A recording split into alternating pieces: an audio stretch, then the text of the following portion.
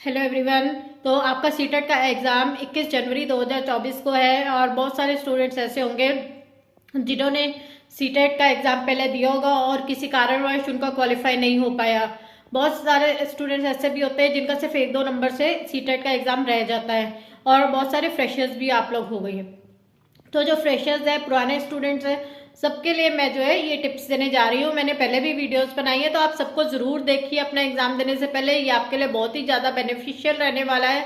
तो ये सब चीज़ें आपको एग्ज़ाम क्वालिफाई करने में जो है मदद देंगी। क्योंकि क्या है कि सीटेट का आप सीटेट क्वालिफाई करना मुश्किल नहीं है, ठीक है। सीटेट आप क्वालिफाई कर सकते हैं, लेकिन वो आप तभी क्वालिफाई कर सकते हैं अगर आप प्रॉपरली उसके लिए पढ़ाई करते हैं, ठीक है। तो अभी आपका सीटेट का एग्जाम जैसे जनवरी में है, तो आपके पास अभी टाइम है, मोस्ट प्रोबेबली आपके यहाँ 1.5-2 महीने का टाइम है। तो आप लोग क्या करिए कि जो आपकी पढ़ाई है ये आप लेकर चलिए कि 6-7 घंटे तो दिन में आपने डिवोट करने ही है सीटेट की पढ़ाई के लिए। बिना पढ़ाई किए आप सीटेट क्वालिफाई नहीं कर सकते। You have to devote about 6-7 hours daily. तो आप इतना जो है 6-7 आवर्स, और उसमें से आपको क्या है कि किस चीज़ पे कितना टाइम देना है वो मैं आपको बता देती हूँ। कि फर्स्ट आपका कौन सा सब्जेक्ट आता है, आपकी सीडीपी आती है।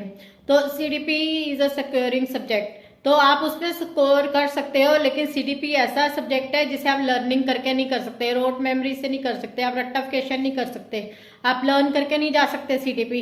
क्योंकि सीडीपी में वो क्या पूछेंगे आपको खुद नहीं पता। तो आप जितने भी पिछले पेपर्स निकाल कर देख लीजिए, सीडीपी के कोई भी क्वेश्चन आपको as it is same language में कभी नहीं मिलेगा जो लास्ट ईयर आया होगा, ठीक है। तो वो लैंग्वेज कैसे भी मोल्ड करके क्वेश्चन को दे सकते हैं, आपकी अंडरस्टैंडिंग होगी तभी आप कर पाओगे। तो इसलिए सीडीपी को आप टाइम डिवोट दीजिए कि जितने भी क्वेश्चंस हैं प्रीवियस ईयर्स के हैं सारे आप अपने आप सॉल्व करके देखिए, ठीक है। उसको लर्निंग ना कीजिए कि बार बार रीडिंग कर रहे हैं या कुछ कर रहे हैं, उनको सॉल्व करके अपने आप अपने दिमाग से देखिए और अंडरस्टैंडिंग से कीजिए। आप उसको चीज़ों को समझने की कोशिश कीजिए। उसके बाद आपका आता है लैंग्वेजेस का। लैंग्वेजेस में आपको आते हैं कॉम्प्रीहेंशंस, चाहे हिंदी हो चाहे इंग्लिश हो, ठीक है। आप कॉम्प्रीहेंशंस लैंग्वेजेस में ग्रामर जो है वो बहुत ही कम नंबर की आती है, हार्डली 2 या 3 नंबर की आती है। तो आप ग्रामर पर इतना टाइम डिवोट मत कीजिए, ठीक है। जो कॉम्प्रीहेंशन है उनकी अगर आप प्रैक्टिस करना चाहते हैं कि आप इंग्लिश हिंदी में भी करना चाहते हैं, तो वो आप सिर्फ कीजिए प्रीवियस ईयर्स के पेपर्स की। उतना भी अगर आप कर लेंगे तो काफ़ी है। और उसके बाद आपका आता है ईवीएस। तो ईवीएस जो है उसमें से आपको मोस्ट इम्पॉर्टेंट टॉपिक्स मैं बता दूंगी। आप इम्पॉर्टेंट टॉपिक्स जो हैं वो अच्छे से करके जाइए, जो पिछले पेपरों में आए हैं वो ज़रूर कीजिए। और ईवीएस जो है वो एनसीईआरटी से कीजिए, ठीक है।